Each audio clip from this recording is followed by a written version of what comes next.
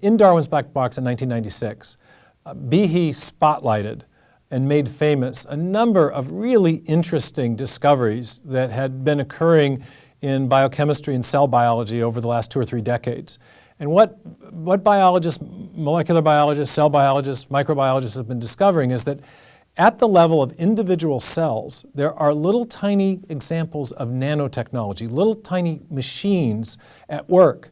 The Flagellar motor is the one that Behe made most famous. It's a rotary engine that powers a whip-like tail, a protein tail that functions like a propeller, and it moves the bacterium through liquid, enabling the bacterium to essentially track down its food supply. And this little machine includes a rotor, a stator, a drive shaft, a U-joint, bushings, bearings, and a whip-like tail that functions like a propeller. And the machine in some bacterial systems turns at 100,000 RPMs in one direction and can reverse direction on a quarter of a turn and turn 100,000 RPM in the other direction.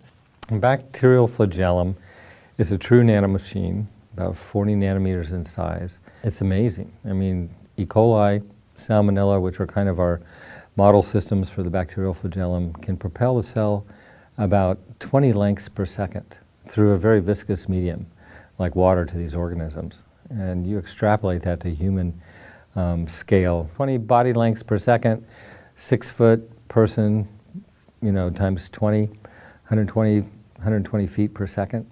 Mark Spitz or Phelps would be setting records with this type of propulsion.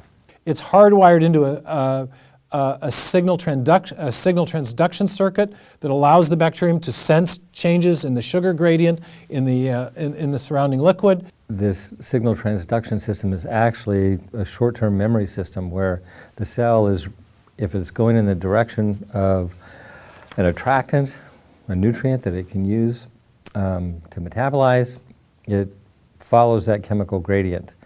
If it's a repellent, it will sense that and move in the opposite direction. So it's more than just this engine.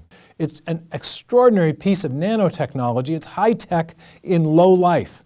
And so just by spotlighting these extraordinary pieces of nanotechnology inside cells, and the Flagellar motor wasn't the only one by any means, Behe, in a sense, opened up a window for people. He opened up the black box of the inner workings of the cell and said, look, this is much more complex than anything that the early evolutionary biologists had envisioned. Darwin knew nothing of this type of nanotechnology in cells, and at the very least, we've got to come up with an explanation for this.